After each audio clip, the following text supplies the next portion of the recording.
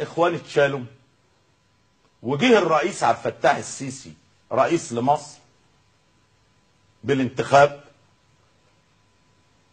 فحصل اجتماع تم دعوتي اليه من الدولة. تعال يا اخ توفيق، رحت احنا عايزين نشوف خطة علشان نضرب الحصار الاعلامي والسياسي اللي محطوط علينا.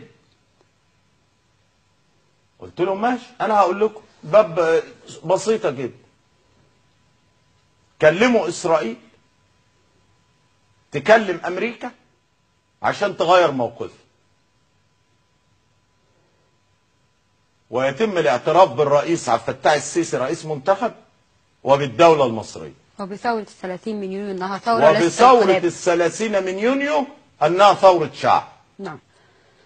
وبالفعل تم الاتصال باسرائيل وطلبوا منها هذه الطلبات، واسرائيل تدخلت وسافر بنيامين نتنياهو الى واشنطن والتقى بالرئيس اوباما وهم على خلاف مع بعض،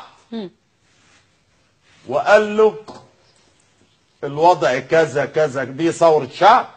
رئيس عبد الفتاح السيسي راجل كويس، جاء بالانتخاب، احنا مراقبين ومتابعين الموقف كويس، الاخوان فشلوا فما تتمسكش بالفاشل، ولا بد ان تلتقي بالرئيس عبد الفتاح السيسي. قال له حاضر، هلتقي بالرئيس عبد الفتاح السيسي اثناء اجتماعات الامم المتحده. الذي رتب لقاء الرئيس عبد الفتاح السيسي مع الرئيس اوباما على هامش اجتماعات الامم المتحده هو بنيامين نتنياهو.